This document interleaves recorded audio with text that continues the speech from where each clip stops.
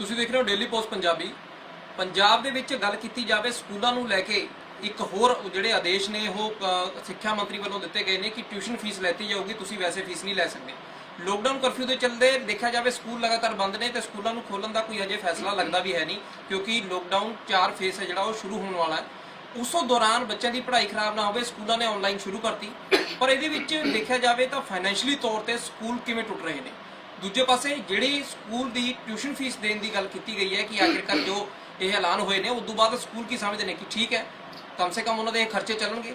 ਸਾਡੇ ਨਾਲ school federation of Punjab ਦੇ ਜਿਹੜੇ ਕਿ ਮੈਂਬਰ ਹੈਗੇ ਨੇ ਤਰਲੋਚਨ ਜੀ, ਉਹਨਾਂ ਨਾਲ ਗੱਲ ਕਰਾਂਗੇ ਕਿ ਆਖਿਰਕਾਰ ਕੀ ਸਮੱਸਿਆਵਾਂ ਨੇ ਤੇ ਕੀ ਜਿਹੜੇ ਐਲੀਗੇਸ਼ਨ ਲੱਗਦੇ ਨੇ। ਪ੍ਰਾਈਵੇਟ ਸਕੂਲਾਂ ਨੂੰ ਹਮੇਸ਼ਾ ਕਿਹਾ ਜਾਂਦਾ ਕਿ ਇੱਕ ਲੁੱਟ ਦਾ ਕੇਂਦਰ ਬਣੇ ਹੋਏ ਨੇ, ਉੱਥੋਂ ਸ਼ਾਇਦ ਪੈਸਾ ਲਗਾਤਾਰ ਜਾਂਦਾ ਹੀ ਰਹਿੰਦਾ, ਪਰ ਉਹਨਾਂ ਦੀ ਵੀ ਕੀ ਕੋਈ ਸਮੱਸਿਆਵਾਂ ਹੈਗੀਆਂ ਨੇ।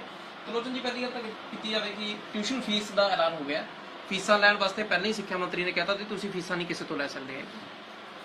ਪਹਿਲਾਂ ਤਾਂ ਮੈਂ ਤੁਹਾਡਾ ਬਹੁਤ ਬਹੁਤ ਧੰਨਵਾਦ ਕਰਦਾ ਕਿ ਤੁਸੀਂ ਅੱਜ ਸਾਡੇ ਕੋਲ ਆਏ ਆ ਔਰ ਸਾਡੀ ਪ੍ਰਾਈਵੇਟ ਸਕੂਲ ਜਿੰਨੇ ਵੀ ਹੈਗੇ ਆ ਉਹਨਾਂ ਦੀ ਆਵਾਜ਼ ਨੂੰ ਜਾਂ ਉਹਨਾਂ ਦੀ ਤਕਲੀਫਾਂ ਨੂੰ ਲੋਕਾਂ ਤੱਕ ਔਰ ਸਰਕਾਰ ਤੱਕ ਪਹੁੰਚਾਓਗੇ।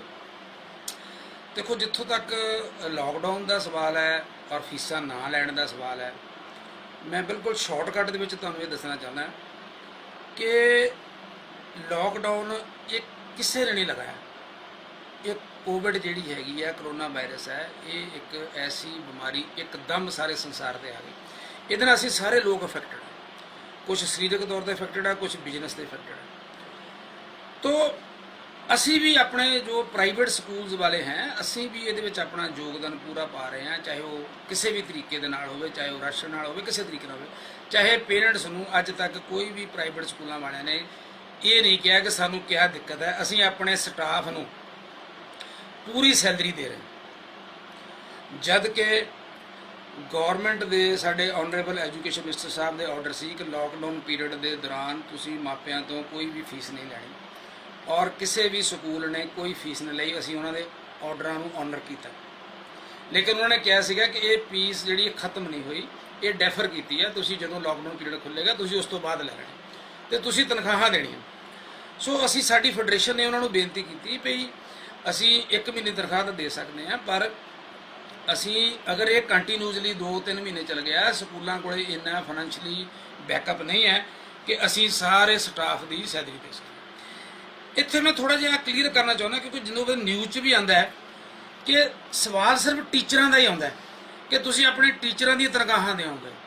ਨਹੀਂ, ਮੈਂ ਤੁਹਾਡੇ ਚੈਨਲ ਦੇ ਮਾਧਿਅਮ ਨਾਲ ਇਹ ਗੱਲ ਕਲੀਅਰ ਕਰਨਾ ਚਾਹੁੰਦਾ ਸਰ, ਅਗਰ ਕਿਸੇ ਸਕੂਲ ਦੇ ਵਿੱਚ 200 EMPLOYE ਹੈ ਤੇ ਟੀਚਰ 70 ਹੈ, 130 EMPLOYE ਹੋਰ ਨੇ, ਤੁਹਾਡੇ ਕੋਲ 10-10, 15-15 ਸਫਾਈ ਕਰਮਚਾਰੀ ਆ, 5-5 ਸਿਕਿਉਰਿਟੀ ਆ, 5-5 ਗੇਟ ਕੀਪਰ ਨੇ, ਆਇਆਜ਼ ਨੇ, ਲੇਡੀ ਕੰਡਕਟਰ ਨੇ, ਮੇਲ ਕੰਡਕਟਰ ਨੇ, ਡਰਾਈਵਰਸ ਨੇ, ਟਰਾਂਸਪੋਰਟ ਇੰਚਾਰਜ ਨੇ, ਸੁਪਰਵਾਈਜ਼ਰ ਨੇ, ਮੈਨੇਜਰ ਨੇ, ਪ੍ਰਿੰਸੀਪਲ ਨੇ, ਹੋਰ ਨੰਬਰ ਆਫ EMPLOYES ਹੈ। ਮੈਂ ਜਿਹੜੀ ਡਿਟੇਲ ਦੇਵਾਂ ਤੁਹਾਨੂੰ, ਉਹਨਾਂ ਨੂੰ ਤਨਖਾਹਾਂ ਅਸੀਂ ਕਿੱਥੋਂ ਦੇਵਾਂਗੇ? ਗੌਰਮੈਂਟ ਨੇ ਇਹ ਕਿਹਾ ਕਿ ਜੀ ਤੁਸੀਂ ਫੀਸਾਂ ਨਹੀਂ ਲੈਣੀਆਂ ਲਾਕਡਾਊਨ, ਓਕੇ, ਲੇਕਿਨ ਅਸੀਂ 1 ਮਹੀਨਾ ਆਪਾਂ ਸਰਵਾਈਵ ਕਰ ਗਏ। ਹੁਣ ਇਹ ਕੰਟੀਨਿਊ ਚੱਲ ਰਿਹਾ, ਅਜੇ ਪਤਾ ਨਹੀਂ ਹੋਰ ਕਿੰਨਾ ਦਿਨ ਚੱਲਣਾ। ਤਾਂ ਅਸੀਂ ਸਿੱਖਿਆ ਮੰਤਰੀ ਜੀ ਨੂੰ ਇਹ ਅਪੀਲ ਕੀਤੀ ਸੀਗੀ ਕਿ ਸਾਡੀ ਤੁਸੀਂ ਜਿਹੜੀ ਤਕਲੀਫ ਹੈ ਉਹਨੂੰ ਤੁਸੀਂ ਸੁਣੋ, ਔਰ ਅਸੀਂ ਇਹ ਚਾਹੁੰਦੇ ਹਾਂ ਕਿ ਜਿੱਥੇ ਤੁਸੀਂ ਪ੍ਰਾਈਵੇਟ ਸਕੂਲਾਂ ਦੀ ਤਕਲੀਫਾਂ ਸੁਣਨੀਆਂ, ਪੇਰੈਂਟਸ ਦੀਆਂ ਤਕਲੀਫਾਂ ਵੀ ਸੁਣਨੀਆਂ, ਹੋਰ ਜਨਰਲ ਵੀ ਤਕਲੀਫਾਂ ਸੁਣੋ, ਸਾਰਿਆਂ ਦੀ ਸੁਣੋ। ਫੈਸਲਾ ਇਸ ਹਿਸਾਬ ਨਾਲ ਕਰੋ, ਨਾ ਉਹਦੇ 'ਚ ਪ੍ਰਾਈਵੇਟ ਸਕੂਲਾਂ ਵਾਲੇ ਅਫੈਕਟਡ ਹੋਣ, ਨਾ ਉਹਦੇ 'ਚ ਪੇਰੈਂਟਸ ਅਫੈਕਟਡ ਹੋਣ, ਨਾ ਉਹਨਾਂ ਦੇ ਵਿੱਚ ਜਿਹੜੇ ਟਰਾਂਸਪੋਰਟ ਪ੍ਰਾਈਵੇਟ ਜਿਹੜੇ ਟਰਾਂਸਪੋਰਟ ਬੱਸਾਂ ਵਾਲੇ ਹੈਗੇ। ਕੁਝ ਬੱਸਾਂ ਹੈਗੀਆਂ ਜਿਹੜੇ ਸਕੂਲਾਂ ਆਪ ਔਨ ਕਰਦੇ, ਕੁਝ ਜਿਨ੍ਹਾਂ ਦੇ ਰੋਜੀ ਰੋਟੀ ਸਿਰਫ ਜਿਨ੍ਹਾਂ ਨੇ ਬੱਸਾਂ ਪਾਈਆਂ ਹੋਈਆਂ, ਕਿਸੇ ਕੋਲ 1 ਬੱਸ ਹੈ, ਕਿਸੇ ਕੋਲ 2 ਬੱਸ ਹੈ, ਕਿਸੇ ਕੋਲ 4 ਬੱਸ ਹੈ, ਉਹਨਾਂ ਦੀਆਂ ਕਿਸ਼ਤਾਂ ਆ ਰਹੀਆਂ, ਉਹਨਾਂ ਦੇ ਡਰਾਈਵਰ ਉਹਨਾਂ ਦੇ ਘਰਾਂ ਦੇ ਵਿੱਚ ਚੱਕਰ ਮਾਰ ਰਹੇ, ਉਹਨਾਂ ਨੂੰ ਤੰਗ ਕਰ ਰਹੇ, ਉਹਨਾਂ ਨੂੰ ਬਲੈਕਮੇਲ ਕਰ ਰਹੇ, ਸਾਨੂੰ ਤਨਖਾਹ ਦਿਓ। ਜਿਹੜੇ ਬੰਦੇ ਨੇ ਪੈਸਾ ਹੀ ਸਕੂਲਾਂ ਤੋਂ ਲੈ ਕੇ ਦੇਣਾ ਆਪਣੇ ਪ੍ਰਾਈਵੇਟ ਕੰਟਰੈਕਟਰ ਨੂੰ, ਉਹ ਕਿੱਥੋਂ ਫੀਸਾਂ ਦੇ, ਉਹ ਕਿੱਥੋਂ ਤਨਖਾਹ ਦੇਊਗਾ, ਉਹ ਕਿੱਥੋਂ ਟੈਕਸ ਭਰੇਗਾ, ਉਹ ਕਿੱਥੋਂ ਇੰਸ਼ੋਰੈਂਸ ਦੇਵੇਗਾ, ਉਹ ਕਿੱਥੋਂ EMI ਦੇਵੇਗਾ? ਉਹਨਾਂ ਨੂੰ ਤਾਂ ਕੋਈ ਕਿਸੇ ਕੋਲ ਰਿਲੀਫ ਹੀ ਕੋਈ ਨਹੀਂ। ਜਾਂ ਤਾਂ ਗੌਰਮੈਂਟ ਨੂੰ ਇਹ ਚਾਹੀਦਾ, ਦੇਖੋ ਸਰਕਾਰਾਂ ਨੇ ਹੀ ਚਲਾਉਣਾ ਸਾਰਾ, ਜਾਂ ਤਾਂ ਗੌਰਮੈਂਟ ਨੂੰ ਇਹ ਚਾਹੀਦਾ ਕਿ ਭਾਈ ਇੱਕ ਪੈਕੇਜ ਪ੍ਰਾਈਵੇਟ ਸਕੂਲਾਂ ਵਾਲਿਆਂ ਨੂੰ ਵੀ ਦੇ ਦਿਓ।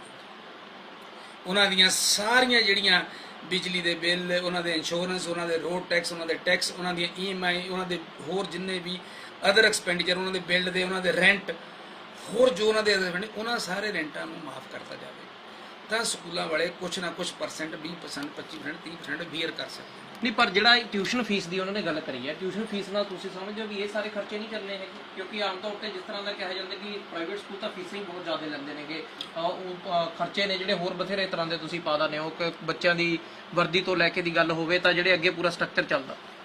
ਪਹਿਲੀ ਗੱਲ ਤਾਂ ਇਹ ਹੈ ਕਿ ਜਿਹੜੀਆਂ ਖਰਚੇ ਆ ਉਹ ਗਲਤ ਭਾਵਨਾ ਪ੍ਰਾਈਵੇਟ ਸਕੂਲਾਂ ਦੇ ਖਿਲਾਫ ਹੋ ਰਹੀ ਹੈ ਕਿ ਖਰਚੇ ਅਸੀਂ ਬਹੁਤ ਪਾ ਦਿੰਦੇ ਹਾਂ। ਮੈਂ ਇੱਥੇ ਤੁਹਾਡੇ ਚੈਨਲ ਦੇ ਵਿੱਚ ਇਹ ਕਹਿਣਾ 80% ਸਕੂਲ ਹੋਣਗੇ ਜਿਨ੍ਹਾਂ ਦੇ ਖਰਚੇ ਬਿਲਕੁਲ ਨੋਮੀਨਲ ਹੈ। 10% ਸਕੂਲ ਹੋਣਗੇ ਜਿਹੜੇ ਬਹੁਤ ਹਾਈ ਸਟੈਂਡਰਡ ਦੇ ਹੋਣਗੇ, ਜਿਨ੍ਹਾਂ ਦੀਆਂ ਹੋ ਸਕਦਾ ਫੀਸਾਂ ਜ਼ਿਆਦੀਆਂ ਹੋਣ ਜਾਂ ਉਹਨਾਂ ਦੀ ਐਡਮਿਸ਼ਨ ਫੀਸ ਜ਼ਿਆਦਾ ਹੋਣ। ਬਾਕੀ 80-85% ਮੈਂ 90% ਤੁਹਾਨੂੰ ਸਕੂਲਾਂ ਮੈਂ ਦਾਅਵੇ ਨਾਲ ਕਹਿ ਸਕਦਾ ਕਿ 80-90% ਜਿੰਨੇ ਸਕੂਲ ਪੰਜਾਬ ਦੇ ਵਿੱਚ ਹੈ ਉਹ ਤਾਂ ਆਪਣੇ ਐਨੂਅਲ ਚਾਰजेस ਦੇ ਨਾਲ ਤੇ ਫੀਸਾਂ ਨਾਲ, ਟਰਾਂਸਪੋਰਟ ਫੀਸਾਂ ਨਾਲ ਹੀ ਆਪਣਾ ਸਕੂਲ ਨੂੰ ਚਲਾ ਰਹੇ ਆ, ਮੇਨਟੇਨ ਕਰ ਰਿਹਾ। ਕੋਈ ਵੀ ਸਕੂਲ ਜਿਸ ਦਿਨ ਤੋਂ ਆਰਡਰ ਆਇਆ ਨਾ ਕੋਈ ਬੁੱਕਸ ਔਰ ਨਾ ਕੋਈ ਡਰੈਸ ਸਕੂਲ ਚੋਂ ਦਿੰਦਾ ਹੈ, ਸਾਨੂੰ ਕਲੀਅਰ ਕੱਟ ਆਰਡਰ ਹੈ। ਪਰ ਮੈਂ ਇੱਥੇ ਇੱਕ ਇਹ ਵੀ ਸਰਕਾਰਾਂ ਨੂੰ, ਕਿਉਂਕਿ ਗੱਲ ਇਹ ਹੈ ਕਿ ਸਾਡੀ ਸੁਣੀ ਨਹੀਂ ਜਾਂਦੀ, ਮੈਂ ਇਹ ਚਾਹੁੰਦਾ ਸਰਕਾਰਾਂ ਨੂੰ, ਆਪਣੇ ਆਨਰੇਬਲ ਐਜੂਕੇਸ਼ਨ ਮਿਨਿਸਟਰ ਸਾਹਿਬ ਨੂੰ ਮੈਂ ਕਹਿਣਾ ਚਾਹੁੰਦਾ ਕਿ ਜਦੋਂ ਕੋਈ ਵੀ ਪਾਲਿਸੀ ਬਣਦੀ ਹੈ ਸਾਰੇ ਨੁਮਾਇੰਦਿਆਂ ਨੂੰ ਬੁਲਾਇਆ ਜਾਵੇ, ਸਾਡੀ ਵੀ ਗੱਲ ਸੁਣੀ ਜਾਵੇ, ਪੇਰੈਂਟਸ ਦੀ ਵੀ ਗੱਲ, ਫਿਰ ਕੋਈ ਪਾਲਿਸੀ ਬਣਨੀ ਚਾਹੀਦੀ ਹੈ। ਇਸ ਤਰੀਕਾ ਵਨ ਸਾਈਡਡ ਪਾਲਿਸੀ ਹੈ। ਹੁਣ ਸਕੂਲਾਂ ਦੀ ਤੁਸੀਂ ਬੁੱਕਸ ਦੀ ਮੇਰੇ ਨਾਲ ਗੱਲ ਕੀਤੀ ਵੀ ਕਿਤਾਬਾਂ ਮਹਿੰਗੀਆਂ ਮਿਲਦੀਆਂ। ਬਿਲਕੁਲ ਕਿਹਾ ਜਾਂਦਾ ਕਿ NCERT ਦੀ ਜਿਹੜੀਆਂ ਕਿਤਾਬਾਂ ਨੇ ਉਹ ਆਨਲਾਈਨ ਬੜੀਆਂ ਸਸਤੀਆਂ ਵੀ ਨੇ ਤੇ ਯਾਨੀ ਕਿ ਆਨਲਾਈਨ ਤਾਂ ਮੁਹੱਈਆ ਹੀ ਹੈਗੀਆਂ ਨੇ, ਪਰ ਸਕੂਲਾਂ ਵਾਲੇ ਆਪਦੇ ਜਿਹੜੇ ਨਿੱਜੀ ਫਾਇਦੇ ਦੇਖਦੇ ਹੋਏ ਕਮਿਸ਼ਨ ਕਰਕੇ ਪ੍ਰਾਈਵੇਟ ਕੰਪਨੀਆਂ ਦੇ ਨਾਲ ਫਿਰ ਉੱਥੋਂ ਬਕਵਾਉਂਦੇ ਨੇ। ਇਹ ਗਲਤ ਹੈ। NCERT ਦੀਆਂ ਬੁੱਕਸ ਅਗਰ ਸੈਸ਼ਨ ਸ਼ੁਰੂ ਹੋਣ ਤੋਂ ਪਹਿਲਾਂ ਪੇਰੈਂਟਸ ਨੂੰ ਔਰ ਬੱਚਿਆਂ ਨੂੰ ਮਿਲ ਜਾਂਦੀਆਂ, ਸਾਨੂੰ ਸਕੂਲਾਂ ਵਾਲਿਆਂ ਨੂੰ ਕੋਈ ਇਤਰਾਜ਼ ਨਹੀਂ, ਔਰ ਇਹ ਸਾਰੀ ਪ੍ਰਾਈਵੇਟ ਦੁਕਾਨਾਂ ਤੋਂ ਹੀ ਲਈ ਜਾਂਦੀਆਂ। ਨੰਬਰ 1 ਅਸੀਂ ਆਪਣੀ ਲਿਸਟ ਲਾ ਦਿੰਦੇ ਹਾਂ, ਪੇਰੈਂਟਸ ਨੇ ਜਾ ਕੇ ਦੁਕਾਨ ਤੋਂ ਲੈਣਾ। ਪਰ ਮੈਂ ਇੱਥੇ ਤੁਹਾਨੂੰ ਇਹ ਦੱਸਣਾ ਚਾਹੁੰਦਾ ਇਹਦੇ 'ਚ ਪੇਰੈਂਟਸ ਨੂੰ ਬੜੀ ਦਿੱਕਤ ਆਉਂਦੀ ਆ। ਅੱਜ ਇੰਨੇ ਸਾਲਾਂ ਤੋਂ ਪ੍ਰਾਈਵੇਟ ਸਕੂਲ ਚੱਲਦੇ ਆ, ਇਹ 2-3 ਸਾਲਾਂ ਤੋਂ ਇਹ ਸਾਰਾ ਕੁਝ ਚੇਂਜ ਹੋਇਆ। ਇਹ ਮੈਨੂੰ ਨਹੀਂ ਪਤਾ ਕਿਹੜਾ ਮਾਫੀਆ ਦੇ ਮਗਰ ਲੱਗਾ ਹੋਇਆ ਜਿਨ੍ਹਾਂ ਨੇ ਇਹ ਸਿਸਟਮ ਚੇਂਜ ਕਰਵਾਤਾ, ਉਹਨਾਂ ਦਾ ਕੀ ਮੋਟਿਵ ਹੈ, ਕੀ ਬੈਨੀਫਿਟ ਹੈ। ਨਹੀਂ ਹੋ ਸਕਦਾ ਜੀ ਜਾਗਰੂਕ ਵੀ ਹੋ ਗਏ ਹੁਣ ਲੋਕ, ਕਿਉਂਕਿ ਲਗਾਤਾਰ ਹੁਣ ਜਿਸ ਤਰ੍ਹਾਂ ਦਾ ਸੋਸ਼ਲ ਮੀਡੀਆ ਤੇ ਚੱਲਦਾ, ਤੁਸੀਂ ਆਪ ਵੀ ਦੇਖਿਆ ਹੋਣਾ ਕਿ ਬਹੁਤ ਸਾਰੀਆਂ ਚੀਜ਼ਾਂ ਇਸ ਤਰ੍ਹਾਂ ਦੀਆਂ ਦਿਖਾਈਆਂ ਜਾਂਦੀਆਂ ਨੇ ਕਿ ਇੱਕ ਕਿਤਾਬ ਉਹੀ 70 ਰੁਪਏ ਦੀ ਹੈ, ਉਹ ਦੂਜੇ ਪਾਸੇ ਉਹੀ ਪ੍ਰਾਈਵੇਟ ਸਕੂਲ 170 ਦੀ ਦਿਖਾ ਰਹੇ ਆ। ਮੈਂ ਕਹਿੰਦਾ ਗਵਰਨਮੈਂਟ ਨੂੰ ਇਹ ਚਾਹੀਦਾ, ਮੈਂ ਅਗਰ ਤੁਹਾਡੀ ਗੱਲ ਨੂੰ ਇਸ ਨੂੰ ਮੰਨ ਲਾਂ, ਗਵਰਨਮੈਂਟ ਨੂੰ ਇਹ ਚਾਹੀਦਾ ਕਿ ਜੋ ਪਿੱਛੋਂ ਰੇਟ ਲੱਗ ਕੇ ਆਉਂਦਾ, ਅਗਰ ਉਸ ਰੇਟ ਤੋਂ ਉੱਪਰ ਕੋਈ ਵੀ ਸਕੂਲ ਜਾਂ ਦੁਕਾਨਦਾਰ ਵੇਚਦਾ ਉਹਦੇ ਉੱਪਰ ਐਕਸ਼ਨ ਲੈਣ। ਅਗਰ ਮੈਂ ਦਾਅਵੇ ਨਾ ਕਹਿਣਾ, ਅਗਰ ਸਕੂਲਾਂ ਨੂੰ ਇਜਾਜ਼ਤ ਹੁੰਦੀ ਕਿਤਾਬਾਂ ਵੇਚਣ ਦੀ, ਪੇਰੈਂਟਸ ਨੂੰ ਫੈਸਿਲਿਟੀ ਹੋਏਗੀ, ਪੇਰੈਂਟਸ ਇੰਟਰਸਟਿਡ ਨੇ, 80-90% ਪੇਰੈਂਟਸ ਨੂੰ ਕੋਈ objection ਨਹੀਂ। ਅਗਰ ਸਕੂਲ ਦੇ ਵਿੱਚੋਂ ਸੈੱਟ ਉਹਨਾਂ ਨੂੰ 2500 ਦਾ ਮਿਲੂਗਾ, ਉਹਨਾਂ ਨੂੰ ਉਹੀ ਦੁਕਾਨ ਤੋਂ ਜਾ ਕੇ 3500 ਦਾ ਮਿਲੂਗਾ। ਇੱਕ ਦੁਕਾਨ ਦੇ ਉੱਪਰ 500 ਬੰਦਾ ਲਾਈਨਾਂ ਲਾ ਕੇ ਖੜਾ, ਧੱਕੇ ਤੇ ਧੱਕਾ ਵੱਜ ਰਿਹਾ, ਪੇਰੈਂਟਸ ਨੂੰ ਫੈਸਿਲਿਟੀ ਸੀ। ਇਹ ਕੋਈ ਵੀ ਸਕੂਲ ਜਿਹੜਾ ਹੈ ਬੁੱਕਸ ਦੇ ਵਿੱਚੋਂ ਨਹੀਂ ਲੈਂਦਾ। ਇਸੇ ਕਰਕੇ ਸਕੂਲਾਂ ਨੇ, ਜੇ ਸਕੂਲਾਂ ਨੂੰ ਇਹਦੇ ਵਿੱਚੋਂ ਪ੍ਰੋਫਿਟ ਮਾਰਜਨ ਹੁੰਦਾ ਤਾਂ ਸਕੂਲਾਂ ਵਾਲੇ ਜਾ ਕੇ ਇਹ ਪ੍ਰੈਸ਼ਰਾਈਜ਼ ਕਰਦੇ, ਲੜਾਈ ਲੜਦੇ ਵੀ ਨਹੀਂ ਜੀ ਅਸੀਂ ਤਾਂ ਕਿਤਾਬਾਂ ਸਕੂਲਾਂ 'ਚ ਹੀ ਵੇਚਣੀਆਂ, ਅਸੀਂ ਬਾਹਰ ਨਹੀਂ ਵੇਚਣ ਦੇਣੀਆਂ। ਜਦੋਂ ਸਾਨੂੰ ਉਹਨਾਂ ਨੇ ਕਿਹਾ ਸੀਗਾ ਠੀਕ ਹੈ ਜੀ ਜਿਹੜੀ ਮਰਜ਼ੀ ਦੁਕਾਨ ਤੇ ਲਾਓ, ਅਸੀਂ ਲਿਸਟ ਲਾਤੀ, ਤੁਸੀਂ ਜਿੱਥੋਂ ਮਰਜ਼ੀ ਪਰਚੇਜ਼ ਕਰੋ, ਪਰ ਉਹਦੇ ਨਾਲ ਪੇਰੈਂਟਸ ਦਾ ਲਾਸ ਹੋ ਰਿਹਾ। ਇੱਕ ਪੇਰੈਂਟਸ ਦੁਕਾਨ ਤੇ ਲੈਣ ਜਾਂਦਾ, ਉਹਨੂੰ 2500 ਦਾ ਸੈੱਟ, ਉਹਨੂੰ ਅਗਰ 3500 ਦਾ ਦੁਕਾਨ ਤੋਂ ਮਿਲਦਾ ਤੇ 300-400 ਰੁਪਏ ਦਾ, ਉਹਨੂੰ 500 ਰੁਪਏ ਦਾ ਹੋਰ ਸਮਾਨ ਆ, 2 ਪੈਨਸਲਾਂ ਲੈ ਲਾ, ਉਹ ਲੈ ਲਾ, ਟੁੱਟੇ ਪੈਸੇ ਹੈ ਨਹੀਂ, ਚੇਂਜ ਹੈ ਨਹੀਂ, ਬਹੁਤ ਬੁਰਾ ਹਾਲ ਹੈ। ਲੇਕਿਨ ਉਹਨਾਂ ਬਾਰੇ ਕਿਸੇ ਨੇ ਸੋਚਿਆ ਨਹੀਂ, ਇਹ ਜਲਦੀ ਦਾ ਡਿਸੀਜਨ ਹੈ। ਨਹੀਂ, ਇੱਕ ਗੱਲ ਹੋਰ ਹੈ ਤਮੋਚਨ ਜੀ, ਜਦੋਂ ਜੇ ਗੱਲ ਕਹੀਏ ਕਿ ਗੱਲ ਠੀਕ ਹੈ ਤੁਸੀਂ ਜਿਸ ਪੱਖ ਦੇ ਨਾਲ ਰੱਖੀ, ਪਰ ਜਿਵੇਂ ਦੇਖਿਆ ਗਿਆ ਸੀਗਾ ਕਿ ਲਗਾਤਾਰ ਸਕੂਲਾਂ ਨੇ ਵੀ ਕੋਈ ਅੱਤ ਨਹੀਂ ਛੱਡੀ ਹੈਗੀ। ਯੂਨੀਫਾਰਮਾਂ ਇੰਨੀਆਂ ਮਹਿੰਗੀਆਂ, ਉਹ ਵੀ ਯੂਨੀਫਾਰਮ ਸਿਰਫ ਜਾਂ ਤਾਂ ਉਹੀ ਦੁਕਾਨ ਤੋਂ ਮਿਲਦੀ ਸੀ ਜਾਂ ਸਕੂਲ ਤੋਂ ਮਿਲਦੀ ਸੀ। ਤੁਸੀਂ ਸਮਝਦੇ ਹੋ ਕਿਤੇ ਨਾ ਕਿਤੇ ਸਕੂਲਾਂ ਦੀ ਵੀ ਬੇਸ਼ੱਕ ਕੁਛ ਦੀ ਰਹੀ ਹੋਵੇ, ਉਹਨਾਂ ਕਰਕੇ ਬਾਕੀ ਸਾਰਿਆਂ ਨੂੰ ਭੁਗਤਣੀ ਪੈ ਗਈ ਇਹ ਚੀਜ਼। ਇਹ ਹੋ ਸਕਦਾ ਹੈ ਕਿ ਜਿਵੇਂ ਤੁਸੀਂ ਕਹਿੰਦੇ ਵੀ ਕੁਝ ਸਕੂਲਾਂ ਕਰਕੇ ਬਾਕੀਆਂ ਨੂੰ ਭੁਗਤਣੀ ਪਵੇ। ਮੈਂ ਦੇਖੋ ਪਾਰਟੀਕੂਲਰਲੀ ਕਿਸੇ ਸਕੂਲ ਦਾ ਨਾਂ ਨਹੀਂ ਲੈਣਾ। ਅਗਰ ਕੋਈ ਵੀ ਸਕੂਲ ਗਲਤ ਕੰਮ ਕਰਦਾ, ਗਵਰਨਮੈਂਟ ਫ੍ਰੀ ਐਕਸ਼ਨ ਲੈਣ ਵਾਸਤੇ, ਨੰਬਰ 1। ਨੰਬਰ 2, ਮੈਂ ਫਿਰ ਤੁਹਾਨੂੰ ਇਹ ਗੱਲ ਬਿਲਕੁਲ ਕਲੀਅਰ ਦੱਸ ਰਿਹਾ ਕਿ ਦੇਖੋ ਇੱਕ ਛੋਟੇ ਸ਼ਹਿਰ ਦੇ ਵਿੱਚ ਇੱਕ ਦੁਕਾਨ ਹੋਏਗੀ, 2 ਦੁਕਾਨ ਹੋਏਗੀ, 3 ਦੁਕਾਨ ਹੋਏਗੀ, 100 ਦੁਕਾਨ ਨਹੀਂ ਹੋ ਸਕਦੀ। ਉਸ ਦੁਕਾਨਦਾਰ ਨੇ ਅਗਰ ਡਰੈਸ ਲੈਣੀ ਕਿਸੇ ਸਕੂਲ ਦੀ, ਉਹਦਾ ਆਪਣਾ ਰੇਟ ਹੈ। ਮੈਂ ਇਹ ਕਹਾਂ ਜਿਹੜੀ ਤੁਹਾਨੂੰ ਡਰੈਸ 500 ਦੀ ਮਿਲਦੀ, ਤੁਹਾਨੂੰ ਸਾਡੇ ਕੋਲ 400 ਦੀ ਮਿਲ ਸਕਦੀ, ਪਰ ਸਾਨੂੰ ਗਵਰਨਮੈਂਟ ਨੇ ਕਿਹਾ ਨਹੀਂ, ਅਸੀਂ ਬਿਲਕੁਲ ਲਾਊਡ ਹੀ ਨਹੀਂ ਕਹਿੰਦੇ। ਅਸੀਂ ਕਹਿੰਦੇ ਵੀ ਜਿੱਥੋਂ ਤੁਹਾਨੂੰ ਮਿਲਦੀ, ਆਹ ਸਾਡਾ ਡਰੈਸ ਦਾ ਕਲਰ ਹੈ, ਜਿੱਥੋਂ ਤੁਹਾਨੂੰ ਸਸਤੀ ਮਿਲਦੀ ਹੈ, ਅਗਰ ਤੁਹਾਨੂੰ ਆਪਣੇ ਸ਼ਹਿਰ 'ਚੋਂ ਮਿਲਦੀ ਹੈ, ਅਗਰ ਤੁਹਾਨੂੰ ਕਿਤੇ ਦੂਰੋਂ ਮਿਲਦੀ, ਜਾਂ ਤੁਸੀਂ ਸੇਮ ਕੱਪੜਾ ਲੈ ਕੇ ਸੇਮ ਬੈਚ ਬਣਾ ਕੇ ਬਣਾ ਲਓ, ਸਕੂਲਾਂ ਵਾਲਿਆਂ ਨੂੰ ਕੋਈ ਇਤਰਾਜ਼ ਨਹੀਂ। ਔਰ ਇਹਦੇ ਵਿੱਚ ਸਕੂਲਾਂ ਵਾਲਿਆਂ ਦਾ ਕੋਈ ਲੈਣਾ ਦੇਣਾ ਵੀ ਨਹੀਂ। ਇਹ ਤਾਂ ਇੱਕ ਪੇਰੈਂਟਸ ਦੀ ਫੈਸਿਲਿਟੀ ਵਾਸਤੇ ਸੀਗਾ ਕਿ ਪੇਰੈਂਟਸ ਨੂੰ ਬਾਜ਼ਾਰਾਂ ਦੇ ਵਿੱਚ ਜਾਂ ਅਨਨੈਸੈਸਰਲੀ ਉਹਨਾਂ ਨੂੰ ਧੱਕੇ ਨਾ ਖਾਣੇ ਪੈਣ, ਉਹਨਾਂ ਦੀ ਫੈਸਿਲਿਟੀ ਵਾਸਤੇ ਬਣਿਆ ਸੀ। ਪਰ ਕੁਝ ਲੋਕਾਂ ਦੀ ਇਹ ਇੰਟਰਫੀਰੈਂਸ ਕਰਕੇ, ਜਾਂ ਤੁਸੀਂ ਸੋਸ਼ਲ ਮੀਡੀਆ ਜਿਵੇਂ ਵੀ ਤੁਸੀਂ ਕਹਿੰਦੇ ਆ, ਉਹਦੇ ਕਰਕੇ 80% ਲੋਕਾਂ ਦਾ ਇਹਦੇ 'ਚ ਨੁਕਸਾਨ ਹੀ ਹੋਇਆ, ਇਹਦੇ 'ਚ ਫਾਇਦਾ ਨਹੀਂ ਹੋਇਆ। ਪਰ ਕਿਉਂਕਿ ਜੋ ਸਾਨੂੰ ਹੁਣ ਗਵਰਨਮੈਂਟ ਦਾ ਆਰਡਰ ਹੈ ਤਾਂ ਸਾਨੂੰ ਇਹਦੇ ਵਿੱਚ ਕੋਈ ਇਤਰਾਜ਼ ਨਹੀਂ। ਸਾਨੂੰ ਗਵਰਨਮੈਂਟ ਨੇ ਕਿਹਾ ਤੁਸੀਂ ਆਪਣੀ ਬੁੱਕਸ ਦੀ ਲਿਸਟ ਬਣਾ ਕੇ ਲਾ ਦੇਣੀ ਹੈ, ਸਾਡੇ ਰਿਸੈਪਸ਼ਨ ਤੇ ਲੱਗੀ ਹੁੰਦੀ ਹੈ। ਪੇਰੈਂਟਸ ਜਿੱਥੋਂ ਮਰਜ਼ੀ ਕਿਤਾਬਾਂ ਲੈਣ, ਜਿੱਥੋਂ ਮਰਜ਼ੀ ਪੇਰੈਂਟਸ ਆਪਣੀਆਂ ਕਾਪੀਆਂ ਲੈਣ, ਪੇਰੈਂਟਸ ਜਿੱਥੋਂ ਮਰਜ਼ੀ ਆਪਣੀ ਡਰੈਸ ਲੈਣ, ਸਾਨੂੰ ਸਕੂਲਾਂ ਵਾਲਿਆਂ ਨੂੰ ਕੋਈ ਇਤਰਾਜ਼ ਨਹੀਂ। ਸਾਨੂੰ ਤਾਂ ਜੋ ਸਕੂਲ ਦੀ ਫੀਸ ਹੈ, ਜੋ ਸਕੂਲ ਦੀ ਟਰਾਂਸਪੋਰਟ ਫੀਸ ਹੈ, ਔਰ ਜੋ ਸਕੂਲਾਂ ਦਾ ਰੀਜ਼ਨੇਬਲ ਚਾਰजेस ਨੇ ਜਿਹਦੇ ਨਾਲ ਸਾਰਾ ਸਾਲ ਸਕੂਲ ਨੇ ਚੱਲਣਾ ਹੈ, ਉਹ ਸਾਨੂੰ ਉਸ ਤੋਂ ਇਲਾਵਾ ਸਾਨੂੰ ਕੋਈ ਇੱਕ ਪੈਸਾ ਵੀ ਐਕਸਟਰਾ ਨਹੀਂ ਚਾਹੀਦਾ। ਪਰ ਹੁਣ ਕੀ ਬਣੂਗਾ? ਹੁਣ ਤੁਸੀਂ ਕੀ ਸਮਝਦੇ ਹੋ ਜਿਹੜੀ ਟਿਊਸ਼ਨ ਫੀਸ ਹੈ ਉਹਦੇ ਨਾਲ ਸਹਿਮਤ ਹੈਗੇ ਹੋ ਤੁਸੀਂ, ਜਾਂ ਜਿਵੇਂ ਤੁਸੀਂ ਕਹਿ ਰਹੇ ਹੋ ਕਿ ਗੱਲਬਾਤ ਕਰ ਲੈਣੀ ਚਾਹੀਦੀ ਸੀ, ਚਲੋ ਫਿਰ ਵੀ ਗਵਰਨਮੈਂਟ ਨੇ ਡਿਸੀਜਨ ਲੈ ਲਿਆ, ਸਿੱਖਿਆ ਮੰਤਰੀ ਨੇ ਕਹਿਤਾ ਕਿ ਟਿਊਸ਼ਨ ਫੀਸ ਲੈ ਲਓ, ਹੁਣ ਉਹਦੇ ਨਾਲ ਸਹਿਮਤੀ ਹੈ ਜਾਂ ਕੋਈ ਗੱਲਬਾਤ ਕਰੋਗੇ ਕਿ ਆਖਿਰਕਾਰ ਜੇਕਰ ਕੱਲੀ ਟਿਊਸ਼ਨ ਫੀਸ ਤੇ ਕੰਮ ਰਹਿ ਗਿਆ ਕਿ ਚਲੋ ਮੁਨਾਫਾ ਤਾਂ ਛੱਡੋ, ਤੁਸੀਂ ਕਹਿ ਰਹੇ ਹੋ ਕਿ ਬਾਕੀ ਲੋਕਾਂ ਨੂੰ ਤੁਸੀਂ ਤਨਖਾਹ ਨਹੀਂ ਦੇ ਪਾਉਂਗੇ? ਮੈਂ ਤਾਂ ਸਿਰਫ ਇਹ ਕਹਿਣਾ ਚਾਹੁੰਦਾ, ਮੇਰੇ ਆਪਣੇ ਵਿਊਜ਼ ਨੇ ਕਿ ਜਿੰਨਾ ਵੀ ਸਕੂਲ ਦਾ ਖਰਚਾ, ਦੇਖੋ ਇਕੱਲਾ ਤਨਖਾਹ ਨਾਲ ਗੱਲ ਨਹੀਂ ਬਣਦੀ। ਤੁਸੀਂ ਵੀ ਪਤਾ, ਤੁਹਾਨੂੰ ਵੀ ਪਤਾ ਹੈ। ਤੁਸੀਂ ਘਰ ਜਾਓਗੇ, ਜੇ ਤੁਸੀਂ ਕਹੋ ਮੈਂ ਸਬਜ਼ੀ ਲੈ ਕੇ ਚੱਲ ਜਾਵਾਂ, ਬਾਕੀ ਰਾਸ਼ਨ ਨਾ ਲਵਾਂ ਘਰ ਦਾ, ਤੇ ਘਰੋਂ ਰੋਟੀ ਨਹੀਂ ਮਿਲ ਸਕਦੀ। ਇਹ ਨਹੀਂ ਹੋ ਸਕਦਾ ਕਿ ਇਕੱਲੀ ਤਨਖਾਹ ਦੇਣ ਨਾਲ ਹੀ ਸਕੂਲਾਂ ਦੇ ਖਰਚੇ ਹੋਣ। ਸਕੂਲਾਂ ਦੇ ਬਹੁਤ ਖਰਚੇ, ਬਹੁਤ ਵੱਡਾ ਇਨਫਰਾਸਟ੍ਰਕਚਰ ਹੁੰਦਾ, ਬੜੀ ਮੇਨਟੇਨੈਂਸ ਹੈ। ਤਾਂ ਇਹ ਜਿਹੜੇ ਸਾਨੂੰ ਫੀਸਾਂ ਦਾ ਸਿੱਖਿਆ ਮੰਤਰੀ ਜੀ ਦਾ ਆਰਡਰ ਹੋਇਆ, ਇਹ ਵਨ ਸਾਈਡਡ ਹੈ। ਇਹਦੇ ਨਾਲ ਤਾਂ ਮੈਨੂੰ ਲੱਗਦਾ 80% ਸਕੂਲ ਜਿਹੜੇ ਆ ਉਹ ਤਾਂ ਬੰਦ ਹੋਣ ਦੀ ਕਗਾਰ ਤੇ ਆ ਜਾਣਗੇ। ਔਰ ਕੋਈ ਹੋ ਸਕਦਾ ਕੋਈ 10-15% ਸਕੂਲ ਹੋਵੇ ਜਿਨ੍ਹਾਂ ਕੋਲੇ ਕੋਈ ਫੰਡਸ ਹੋਣ ਜਾਂ ਉਹ ਮੈਨੇਜ ਕਰ ਜਾਣ। ਅਦਰਵਾਈਜ਼ ਅਗਰ ਇਕੱਲੀ ਫੀਸ ਲੈਣੀ ਆ ਔਰ ਤੁਸੀਂ ਕੋਈ ਟਰਾਂਸਪੋਰਟ ਫੀਸ ਨਹੀਂ ਲੈਣੀ, ਇਹ ਤਾਂ ਮਹੀਨੇ 2 ਮਹੀਨੇ 'ਚ ਸਕੂਲਾਂ ਵਾਲਿਆਂ ਦੀ ਦਿਵਾਲੀਆਂ ਨਿਕਲ ਜਾਣਾ। ਸਕੂਲ ਤਾਂ ਇਹਨੂੰ ਝੱਲ ਹੀ ਨਹੀਂ ਸਕਦੇ ਇਸ ਨੂੰ। ਸੋ ਮੈਂ ਬਾਕੀ ਦੇਖੋ, ਇਹ ਸਾਡੀ ਜਿਹੜੀ ਪੰਜਾਬ ਦੀ ਸਕੂਲ ਪ੍ਰਾਈਵੇਟ ਸਕੂਲ ਐਸੋਸੀਏਸ਼ਨ ਦੀ ਬਾਡੀ ਹੈ, ਫੈਡਰੇਸ਼ਨ ਹੈ, ਸਾਡੇ ਜਗਜੀਤ ਸਿੰਘ ਜੀ ਧੂਰੀ ਵਾਲੇ ਪ੍ਰੈਜ਼ੀਡੈਂਟ ਹੈ, ਤੇ ਉਹਨਾਂ ਦੀ ਟੀਮ ਨੇ ਫੈਸਲਾ ਲੈਣਾ ਕਿ ਮੈਂ ਤਾਂ ਇੱਕ ਐਜ਼ ਸਕੂਲ ਦੇ ਡਿਵੀਜ਼ਨ ਹੋਣ ਦੇ ਨਾਤੇ ਤੁਹਾਡੇ ਨਾਲ ਗੱਲ ਕਰ ਰਿਹਾ, ਫੈਡਰੇਸ਼ਨ ਦਾ ਮੈਂਬਰ ਹੋਣ ਦੇ ਨਾਤੇ ਗੱਲ ਕਰ ਰਿਹਾ।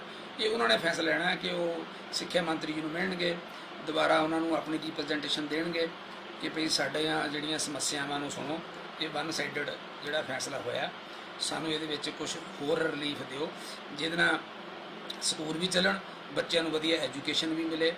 ਔਰ ਮੈਂ ਤੁਹਾਨੂੰ ਇੱਥੇ ਇਹ ਜ਼ਰੂਰ ਦੱਸਣਾ ਚਾਹੁੰਦਾ, ਇੱਕ ਨਾਰਮਲ ਸਕੂਲ ਦੇ ਵਿੱਚ ਪੜ੍ਹਾਉਣ ਨਾਲੋਂ ਆਨਲਾਈਨ ਸਿੱਖਿਆ ਦੇਣੀ ਬਹੁਤ ਔਖੀ ਹੈ। ਟੀਚਰ ਇੰਨੇ ਪਰੇਸ਼ਾਨ ਨੇ, ਇਹ ਆਪਾਂ ਨੂੰ ਇੱਥੇ ਬੈਠ ਕੇ ਲੱਗਦਾ ਆਨਲਾਈਨ ਸਿੱਖਿਆ, ਇੱਕ ਟੈਲੀਫੋਨ ਤੇ, ਇੱਕ ਲੈਪਟਾਪ ਤੇ।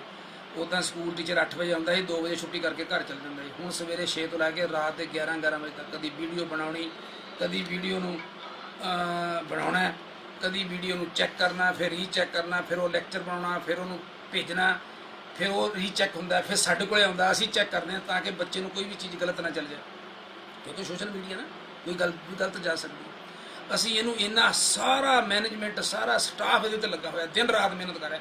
ਇਹ ਨਾਰਮਲ ਲੈਣੋ 5 ਗੁਣਾ ਜ਼ਿਆਦਾ ਇਹਦੇ 'ਚ ਮਿਹਨਤ ਹੈ। ਆਪਾਂ ਕਈ ਬੰਦੇ ਕਹਿੰਦੇ ਵੀ ਆਨਲਾਈਨ ਕੀ ਹੈ ਜੀ, ਉੱਦਾਂ ਕੰਪਿਊਟਰ 'ਤੇ ਭੇਜੀ ਜਾਂਦਾ, ਨਹੀਂ, ਬੱਚਿਆਂ ਨੂੰ ਪ੍ਰੋਪਰ ਐਜੂਕੇਸ਼ਨ ਦਿੱਤੀ ਜਾਂਦੀ ਹੈ, ਉਹਦੇ ਸਬਜੈਕਟ ਮੁਤਾਬਕ ਦਿੱਤੀ ਜਾਂਦੀ ਹੈ ਔਰ ਉਹਨਾਂ ਦੀ ਜ਼ਰੂਰਤ ਦੇ ਮੁਤਾਬਕ ਦਿੱਤੀ ਜਾਂਦੀ ਹੈ। ਹੁਣ ਜਿਵੇਂ ਛੁੱਟੀਆਂ ਹੋ ਗਈਆਂ, ਸਮਰ ਕੈਂਪ ਲੱਗਿਆ, ਆਰਟ ਐਂਡ ਕਰਾਫਟ ਸਿਖਾਇਆ ਜਾ ਰਿਹਾ, ਘਰ ਬੈਠ ਕੇ ਵੇਸਟ ਚੀਜ਼ਾਂ ਨਾਲ ਕਿੱਦਾਂ ਤੁਸੀਂ ਬਣਾਉਣਾ। ਬੱਚਿਆਂ ਨੂੰ ਅਸੀਂ ਵੀਡੀਓ ਬਣਾ ਕੇ ਭੇਜਦੇ ਹਾਂ ਕਿ ਤੁਸੀਂ ਸਟੱਡੀ ਤੋਂ ਬਾਅਦ ਕਿਵੇਂ ਰਿਲੈਕਸ ਹੋਣਾ।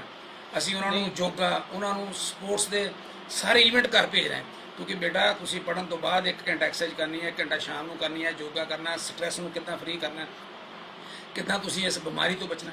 ਇਕੱਲਾ ਪੜ੍ਹਾ ਨਹੀਂ ਰਹੇ, ਹੋਰ ਜਿਹੜੀਆਂ ਅਦਰ ਐਕਟੀਵਿਟੀ ਵੀ ਅਸੀਂ ਕਰਵਾ ਰਹੇ ਹਾਂ। ਚਲੋ ਤਰਲੋਚਨ ਜੀ, ਫਿਰ ਜੇ ਹੁਣ ਦੇਖਿਆ ਜਾਵੇ ਕਈ ਕੰਪਨੀਆਂ ਜਾਂ ਕਈ ਤਰ੍ਹਾਂ ਦੇ ਆਰਡਰਸ ਵਾਸਤੇ ਜੇ ਗੱਲ ਕਹੀਏ ਕਿ ਲੋਕ ਕੋਰਟ ਚਲੇ ਗਏ ਨੇ, ਕਿ ਫਿਰ ਫੈਡਰੇਸ਼ਨ ਦਾ ਇਹ ਵੀ ਹੋ ਸਕਦਾ ਹੈਗਾ ਕਿ ਆਖਿਰਕਾਰ ਜੇ ਕੋਈ ਨਾ ਸੁਣੇਗੀ, ਕਿਉਂਕਿ ਮੰਤਰੀ ਨੇ ਜਿਸ ਤਰ੍ਹਾਂ ਦੇ ਨਾਲ ਆਰਡਰ ਜਾਰੀ ਕੀਤੇ ਨੇ ਤਾਂ ਉਹ ਬੇਸ਼ੱਕ ਜਿਵੇਂ ਕਿ ਤੁਸੀਂ ਕਹਿ ਰਹੇ ਹੋ ਕਿ ਵਨ ਸਾਈਡਡ ਨੇ, ਪਰ ਉਹਨਾਂ ਨੇ ਵੀ ਕੁਝ ਦੇਖਿਆ ਕਰਿਆ ਹੋਊਗਾ, ਪਹਿਲਾਂ ਸਾਰੀ ਚੀਜ਼ਾਂ ਔਖੀਆਂ ਹੋਣੀਆਂ ਤਾਂ ਉਸ ਤੋਂ ਬਾਅਦ ਇਹ ਆਰਡਰ ਜਾਰੀ ਕਰੇ ਨੇ। ਜੇਕਰ ਨਹੀਂ ਮਿਲਦਾ ਹੈਗਾ ਫਿਰ ਕੋਰਟ ਦਾ ਰਸਤਾ ਖੁੱਲ੍ਹਾ, ਕੋਰਟ ਜਾ ਸਕਦੇ ਹੋ ਤੁਸੀਂ, ਦੇਖੋ, ਜਾਂ ਫਿਰ ਸਰਕਾਰ ਦੀ ਮੰਨੀ ਰਹੋਗੇ? ਨਹੀਂ, ਦੇਖੋ ਜਿੱਥੋਂ ਤੱਕ ਇਹ ਕਲੀਅਰ ਹੈ ਸਾਡੇ ਕੰਟਰੀ ਦੇ ਵਿੱਚ, ਅਗਰ ਕੋਈ ਸੁਣਵਾਈ ਨਹੀਂ ਹੁੰਦੀ ਤਾਂ ਸਾਰੇ ਲੋਕ, ਇਕੱਲੇ ਸਕੂਲ ਨਹੀਂ, ਚਾਹੇ ਉਹ ਫੈਕਟਰੀਆਂ ਵਾਲੇ, ਹੁਣ supreme court the honourable supreme court ਦਾ ਫੈਸਲਾ ਆਇਆ, ਅੱਜ ਹੀ ਆਇਆ, ਤਾਂ ਉਹ ਸਾਰੇ ਹੀ ਫਿਰ ਨਿਆਂ ਨੂੰ ਭੱਜਦੇ ਨੇ। ਕੋਰਟ 'ਚ ਜਾਂਦੇ ਨੇ ਕਿ ਸਾਨੂੰ ਜਿਹੜਾ ਇਨਸਾਫ ਮਿਲੇ। ਸਾਡੀ ਪਹਿਲੀ ਤਾਂ ਕੋਸ਼ਿਸ਼ ਇਹ ਰਹੇਗੀ, ਅਸੀਂ ਆਪਣੇ ਸਿੱਖਿਆ ਮੰਤਰੀ ਜੀ ਸਾਡੇ ਰਿਸਪੈਕਟੇਬਲ ਨੇ, ਉਹਨਾਂ ਨੂੰ ਅਸੀਂ ਕਹੀਏ ਕਿ ਭਾਈ ਸਾਨੂੰ ਆਹ ਤਕਲੀਫਾਂ ਹੈ, ਸਾਡੀਆਂ ਤਕਲੀਫਾਂ ਅਸੀਂ ਵਨ ਸਾਈਡਡ, ਸਾਨੂੰ ਇਹਦੇ 'ਚ ਰਿਲੀਫ, ਕੁਝ ਚੀਜ਼ਾਂ ਅਸੀਂ ਕੱਟ ਕਰਨ ਨੂੰ ਤਿਆਰ ਹਾਂ, ਬਟ ਸਾਨੂੰ ਇਸ ਤਰੀਕੇ ਨਾਲ ਸਾਡੇ ਪ੍ਰਾਈਵੇਟ ਸਕੂਲਾਂ ਨਾਲ ਧੱਕਾ ਨਾ ਕਰੋ।